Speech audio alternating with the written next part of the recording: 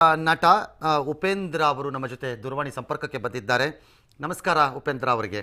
Sir ನಮಸ್ಕಾರ sir. ಒಂದು ಚಿತ್ರವನ್ನ ಮಾಡೋದು ಎಷ್ಟು ಸುಲಭ, ಆದರೆ ಇದು ಎಷ್ಟು ಕಷ್ಟ ಅನ್ಸತ್ತೋ ಇಲ್ಲ, ಇದು ನಾವೇ ಮಾಡ್ಕೋತಾ ಇರೋ ಕಾಂಪ್ಲಿಕೇಶನ್ ಅನಿಸ್ತಾ ಇದೆಯಾ?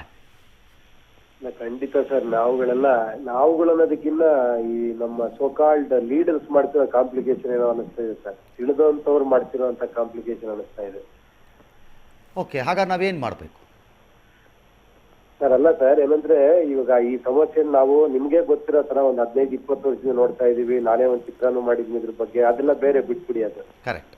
ಈಗ ಪ್ರಾಬ್ಲಮ್ಗಳಿದೆ ಸರ್. ಕಂಟಿನ್ಯೂಸ್ ಆಗಿ ಇದ್ರ ಬಗ್ಗೆ ತೋರಿಸ್ತಾ ಇದೀವಿ ನಾವು. ಕೋರ್ಟ್, ಟ್ರಿಬ್ಯುನಲ್, ಈ ತರ ವಾಟರ್ ಏನೋ ಹಂಚಿಕೆ ಮಾಡ್ಬೇಕು, ರೈತರಿಗೆ ತೊಂದರೆ ಆಗ್ತಿದೆ, ಎಲ್ಲವೂ ಕರೆಕ್ಟೇ ಸರ್. ಸರಿ.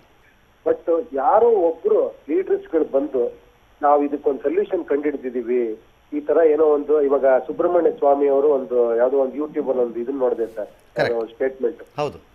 ಆ ಡಿಸಾಲಿನೇಷನ್ ಮಾಡ್ಬೋದು ವಾಟರ್ ನ. ಇಸ್ರೇಲ್ ಅಂತ ಒಂದು ಕಂಟ್ರಿಲಿ ರಿವರೇ ಇಲ್ದಿರೋ ಕಡೆ ಅವ್ರಿಗೆ ವಾಟರ್ ಸಮಸ್ಯೆನೇ ಇಲ್ಲ. ನನಗೆ ಅನುಮತಿ ಕೊಡೋದಾದ್ರೆ ಸರ್, ನೀವು ನನಗೆ ಅನುಮತಿ ಕೊಡೋದಾದ್ರೆ ಒಂದು ಮಾತು ನಿಮ್ ಜೊತೆಗೆ ಸೇರಿಸ್ಬಿಡ್ತೀನಿ. ಹೇಳಿ ಸರ್. ಖತಾರ್ ದೇಶದಲ್ಲಿ ದೋಹಾ ಇದೆ. ಹಾ, ದೋಹಾನಲ್ಲಿ ಕಾವೇರಿ ಇರಲಿ, ಬಾಟ್ಲ್ ನೀರು ಕಷ್ಟ. ಆದ್ರೆ ಅವರು ಸಮುದ್ರದ ನೀರನ್ನ ಡಿಸಾಲಿನೇಟ್ ಮಾಡಿ ಹೌದು ಸರ್, ಜಲಾಶಯಗಳನ್ನ ನಿರ್ಮಾಣ ಮಾಡಿ 7 ದಿನಕ್ಕಾಗೋ ಅಷ್ಟು ಅವ್ರು ಜಲಾಶಯಗಳನ್ನ ಕಟ್ಕೊಂಡಿದ್ದಾರೆ. ಯಾವುದು? ಸಮುದ್ರದ ನೀರನ್ನ ಮಾಡಿ. ಹೌದು ಸರ್. ಈಗ ಅದನ್ನ 21 ದಿನಕ್ಕೆ ಮಾಡ್ಕೋತಾರಂತೆ. ನಾವಿಲ್ಲಿ ಪುಕ್ಕಟ್ಟೆ ಹರಿಯೋ ನೀರಿಗೆ ಎಷ್ಟು ಗಲಾಟೆ ಮಾಡ್ಕೊತೀವಿ. ಹೌದು ಸರ್. ಯಾಕೆ ಸರ್ ಈ ತರ ಇದನ್ನ ನಿಮ್ಮಂತ ತಿಳಿದವರೇ ಇದನ್ನ ಮಾಡ್ಬೇಕಲ್ವಾ ಸರ್? ನೀವು ಲೀಡರ್ಸ್ ಅನ್ನ ಕರೆಸಿ, ಈಗ CM-ಗೆ ಅಥವಾ ಇನ್ನೊಬ್ಬರಿಗೆ ಇದನ್ನೆಲ್ಲ ಮನವರಿಕೆ ಮಾಡಿಕೊಟ್ಟು ಈ ತರ ಮಾಡ್ಬೋದಲ್ಲ. ಅದಕ್ಕೊಂದಷ್ಟು ದುಡ್ಡು ಸ್ಯಾಂಕ್ಷನ್ ಮಾಡಿ. ಅಕಸ್ಮಾತ್ ದುಡ್ಡು ನಮ್ಮಲ್ಲಿ ಅಷ್ಟು ಇದಿದೆ ಅಂದ್ರೆ ಜನಗಳೇ ಹೆಲ್ಪ್ ಮಾಡ್ತಾರೆ ಸರ್. ಇದಕ್ಕೆ ಖಂಡಿತ ಮಾಡ್ತಾರೆ. ನಾವೆಷ್ಟೋ ವಾಟರ್ನ ವೇಸ್ಟ್ ಮಾಡ್ತಾ ಇದೀವಿ ಸಿಟಿಗಳಲ್ಲಿ. ಅದನ್ನ ಪ್ರಿಸರ್ವ್ ಮಾಡೋದಾಗ್ಲಿ, ವಾಟರ್ ಲೇಕ್ಸ್ ಗಳು ಇದು ಮಾಡೋದಾಗ್ಲಿ.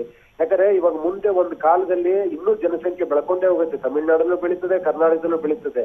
ನಾಳೆ ಅಕಸ್ಮಾತ್ ವಾಟರ್ ಬರ್ದಿರೋಂತ ಪರಿಸ್ಥಿತಿ, ಏನೋ ರೈನ್ ಬರ್ದಿರೋಂತ ಪರಿಸ್ಥಿತಿ ಬರ್ಬೋದು.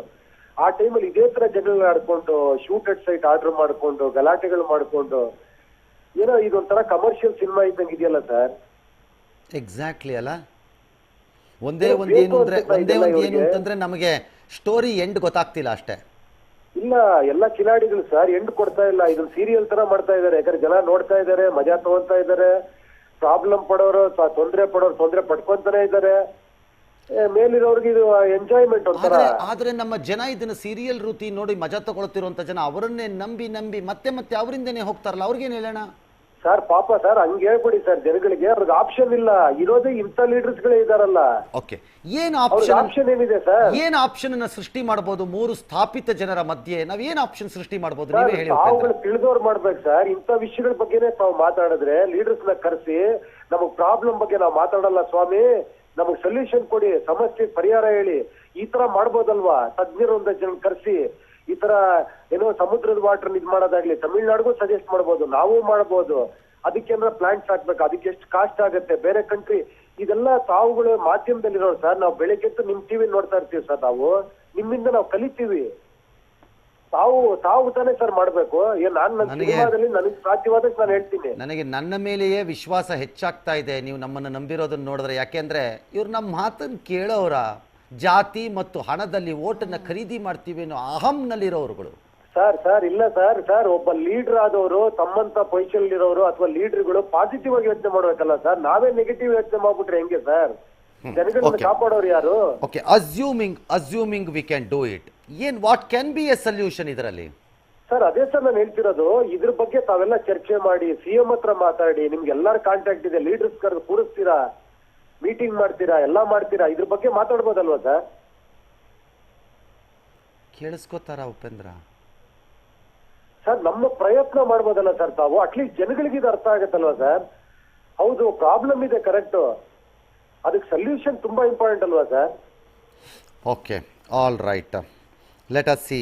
ಆದರೆ ಒಂದಂತೂ ನಿಜ, ನೀವುಗಳೆಲ್ಲ ಮನವಿ ಮಾಡಿದ್ರಿ, ನೀವೆಲ್ಲ ನಮ್ಮ ರಾಜ್ಯದ ಪರವಾಗಿ ನೀವು ಮಾತನಾಡಿದ್ರಿ. ನಿಜ, ಇದು ಎಷ್ಟು ಸರಿ ಅಂತ ಹೀಗೆ ಮಾಡ್ಕೊಂಡು ಓಡಾಡೋಣ ಅಲ್ವೇ? ಹೌದು ಸರ್, ಇದು ಬೇಕು. ಏನೋ ಇದು ಎಲ್ಲ. ಯಾಕಂದ್ರೆ ಈ ಕಾವೇರಿ ಬಂದ ತಕ್ಷಣ ನಾವು ಹೇಳ್ತೀವಿ, ಎಲ್ಲಿ ಹೋದರೂ ಉಪೇಂದ್ರ, ಎಲ್ಲಿ ಹೋದರೂ ದರ್ಶನ್, ಎಲ್ಲಿ ಶಿವರಾಜ್ ಕುಮಾರ್ ಅಂತೀವಿ. ನೀವು ಕಾಣಿಸ್ಕೊಳ್ಳದಿದ್ರೆ ಅದನ್ನು ಹಿಡ್ಕತ್ತೀವಿ. ಹಂಗಾಗಿ ನಮ್ಮನ್ನ ಬಿಟ್ಬಿಡಿ ಸರ್. ಅಲ್ಲಲ್ಲ ನಾ ಹೇಳಿದ್ದು ಅಂದ್ರೆ ಒಂದ್ ರೀತಿ ಒಂದ್ಸರಿ ಮಳೆ ಬರ್ದಿದ್ದ ತಕ್ಷಣ ಒಂಥರ ವಾರ್ಷಿಕ ಸ್ವರೂಪವನ್ನು ಪಡ್ಕೊಂಡು ಮತ್ತೆ ಮತ್ತೆ ಅದೇ ಕತೆ ಸರ್. ಅದೊಂದೇ ಅಲ್ಲ ಸರ್, ನಾವು ಬೇರೆ ಜನಗಳ ಬಗ್ಗೆ ಯೋಚನೆ ಮಾಡೋಣ. ಸಾಮಾನ್ಯ ಜನಗಳು ಬಸ್ ಓಡಾಡೋದಕ್ಕೆ ಪರದಾಡ್ತಾ ಇದ್ದಾರೆ, ಸ್ಕೂಲ್ಗಳಲ್ಲಿ ಎಜುಕೇಶನ್ ಇದಾಗ್ತಾ ಇದೆ, ಮಕ್ಳುಗಳು ಸ್ಕೂಲಿಗೆ ಕಳಿಸಿದವರು ವಾಪಸ್ ಬರ್ತಾರೆ ಇಲ್ಲ ಅನ್ನೋ ಭಯ ಇದೆ.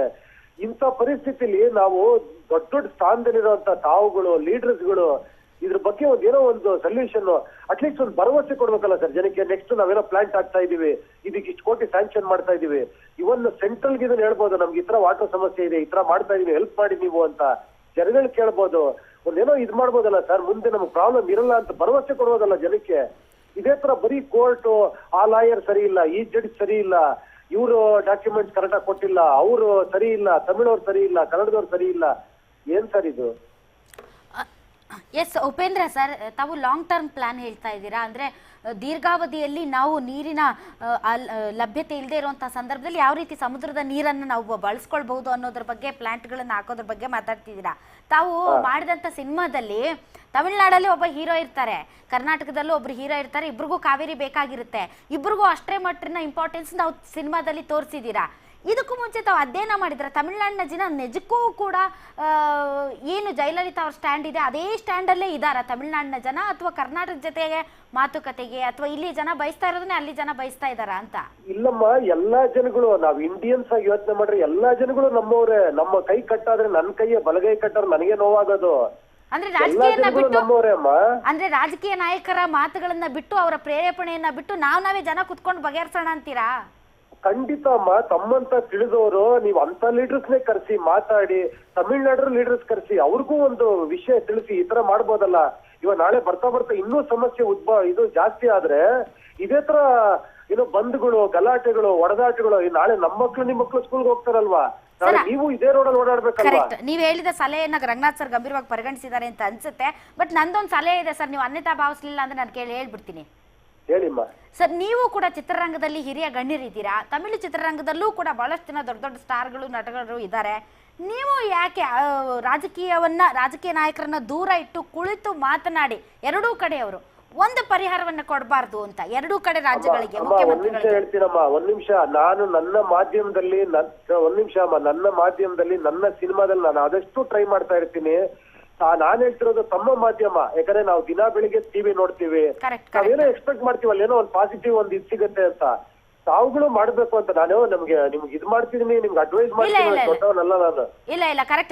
ಕಳಕಳಿಯ ಮನವಿ ಅಮ್ಮ ಇದು, ದಯವಿಟ್ಟು ನಿಮ್ಮ ಎಲ್ಲ ಮನವಿಗಳು ಮತ್ತು ನಿಮ್ಮ ಭಾವನೆಗಳು ಕರ್ನಾಟಕ ರಾಜ್ಯದ ಜನರ ಭಾವನೆಗಳು ಆಗಿವೆ. ಮನುಷ್ಯನಾಗಿ ಹೇಳ್ತಾ ಇದ್ದೀನಿ. I think you have said it perfect. ರಾಜ್ಯದ ಜನನು ಇದನ್ನೇ ಬಯಸ್ತಿದ್ದಾರೆ. ಬಹುಶಃ ತಮಿಳ್ನಾಡಿನಲ್ಲೂ ಬಹಳ ಜನ ಇದನ್ನೇ ಬಯಸ್ತಿರ್ತಿರಬಹುದು. ಯಾರೋ ಕೆಲವರ ರಾಜಕೀಯ ಪ್ರತಿಷ್ಠೆಗೆ ನಾವು ಬಲಿನೂ ಆಗ್ತಿರಬಹುದು, ಅವರವರ ಬೇಳೆಗಳನ್ನು ಬೇಯಿಸ್ಕೊಳಕ್ ಅವರು. ಇಲ್ಲ ಸರ್, ನಾನು ಪ್ರತಿ ಟಿವಿ ಚಾನಲ್ ಓಪನ್ ಮಾಡಿದಾಗಲೂ ನನಗೆ ಕೇಳಿಸೋದೇನಂದ್ರೆ, ಇಲ್ಲಿ ಹಿಂಗಾಯ್ತು, ತಮಿಳ್ನಾಡಲ್ಲಿ ಅದಾಯ್ತು, ಇಲ್ಲಿ ಲಾರಿ ಸೂಟ್ ಹಾಕಿದ್ರು, ಅವ್ರು ಇದು ಮಾಡಿದ್ರು, ಇವ್ರದ್ ಮಾಡಿದ್ರು, ಸುಪ್ರೀಂ ಕೋರ್ಟ್ ಜಡ್ಜ್ ಸರಿ ಇಲ್ಲ, ನಮ್ಮಲ್ಲಿ ನೀರಿಲ್ಲ, ಕುಡಿಯೋ ನೀರಿಲ್ಲ, ಅವ್ರಿಗೆ ನೀರ್ ಬಿಡಕ್ಕಾಗಲ್ಲ, ಸಿಎಂ ರಾಜೀನಾಮೆ ಕೊಡ್ಬೇಕು, ಬರೀ ಸಮಸ್ಯೆಗಳ ಬಗ್ಗೆ ಮಾತಾಡ್ತಾರೆ ಹೊರತು. ಓಕೆ ಬಿಟ್ಬಿಡಿ, ಇವಾಗ ಓಕೆ ಸಮಸ್ಯೆ ಆಗಿದೆ ಬಿಟ್ಬಿಡಿ. ನೆಕ್ಸ್ಟ್ ಮುಂದಿನ ವರ್ಷ ನಾವ್ ಇದಕ್ಕೆ ಪ್ರಿಪೇರ್ ಏನ್ ಮಾಡ್ಬೇಕು? ಮುಂದಿನ ವರ್ಷ ನಾವ್ ಯಾರನ್ನೂ ಕೇಳಬಾರ್ದು, ನಾವೇ ನೀರ್ ಕೊಡೋ ದೊಡ್ಡವರಾಗಿ ಬೆಳಿಬೇಕು, ಅಥವಾ ತಮಿಳ್ನಾಡವ್ರಿಗೂ ಅದೊಂದು ಮಾದರಿ ಆಗ್ಬೇಕು, ಅಥವಾ ಬೇರೆ ರಾಜ್ಯದವ್ರಿಗೂ ಮಾದರಿ ಆಗ್ಬೇಕು ಅನ್ನೋ ಲೆವೆಲ್ಗೆ ನಾವು ಪ್ರಯತ್ನ ಪಟ್ರೆ ಆಗಲ್ವಾ ಸರ್? ಹೇಳಿ ಸರ್. ಆಗಲ್ಲ ಅನ್ನೋ ಪದ ಯಾವತ್ತೂ ಇರ್ಲೇಬಾರ್ದು. ಹೌದು ಸರ್, ಅದು ಲೀಡರ್ಸ್ಗೆ ಆಗಲ್ಲ ಅನ್ನೋ ಪದ ಯಾವತ್ತೂ ಇರಬಾರ್ದು. ಆಗಲ್ಲ ಅನ್ನೋ ಪದ. ಹೌದು ಸರ್, ಪದಕ್ಕೆ ನಾವು ಬಂದ್ವಿ ಅಂದ್ರೆ ನಾವು ಬದುಕಿರೋದು ವೇಸ್ಟ್. ಹ್ಞೂ ಸರ್, ದಯವಿಟ್ಟು ತಾವಿಂತ ಪ್ರೋಗ್ರಾಮ್ಗಳು ಮಾಡಿ ಕರ್ಸಿ ಸರ್. ಸಿಎಂ ಹತ್ರ ಮಾತಾಡಿ, ಎಲ್ಲಾ ಲೀಡರ್ಸ್ ಹತ್ರ ಮಾತಾಡಿ ಸರ್. PM-ಗೂ ಮನವಿ ಸಲ್ಲಿಸಿ. PM ಬಂದ್ಬಿಟ್ಟು ಇದಕ್ಕೇನೋ ಪರಿಹಾರ ಸೂಚಿಸ್ಬೇಕು ಅಂದ್ರೆ ಅದಲ್ಲ ಸರ್, ನಾವೇ ಅವ್ರ ಹತ್ರ ತಗೊಂಡೋಗ್ಬೇಕು. ಎಷ್ಟು ಅಂತ ಅವ್ರು ಮಾಡ್ತಾರೆ, ನಮ್ದು ಒಂದು ಕಿರು ಕಾಣಿಕೆ, ನಾವ್ ಈ ತರ ಮಾಡ್ತಾ ಇದೀನಿ, ಸಪೋರ್ಟ್ ಮಾಡಿ ಅಂತ ಮಾಡಲ್ವಾ ಸರ್? Fair sir. ನಿಮ್ಮ ಭಾವನೆಯನ್ನ ಬಹಳ ಅದ್ಭುತವಾಗಿ ನಮ್ಮ ಮುಂದೆ ಮಂಡನೆ ಮಾಡಿದ್ದೀರಿ. ರಾಜ್ಯದ ಜನ ಕೂಡ ಕೇಳಿಸ್ಕೊಂಡಿದ್ದಾರೆ. ಆದರೆ ಪಾತ್ರ ಪಾಪ ಜನರದ್ದಲ್ಲ, ನಮಗಳದ್ದೇ ಪಾತ್ರ ಇರೋದು. ನೋಡೋಣ, ಲೆಟ್ ಅಸ್ ಸಿ ಹೇಗೆ ನಾವು ಇದನ್ನ ನಿಭಾಯಿಸಿ ಸರಿ ಇದ್ರೆ ಮಕ್ಳು ಚೆನ್ನಾಗಿರ್ತಾರೆ ಸರ್ ಮನೇಲಿ. ಅಂದ್ರೆ ಸರಿ ಇಲ್ಲ ಅಂದ್ರೆ ಮಕ್ಳೇನ್ ಮಾಡ್ತಾರೆ ಸರ್? ಕಲ್ಲು ಹಿಡ್ಕೊಂಡು ರೋಡಿಗೆ ಇಳಿತಾರೆ ಸರ್, ಅವ್ರಿಗೆ ಏನ್ ಗೊತ್ತು ಪಾಪ. True. All right, so nice of you sir. Thank you ನನ್ನ ಜೊತೆ ಇಷ್ಟೊತ್ತು ಮಾತನಾಡಿದ್ದೀವಿ.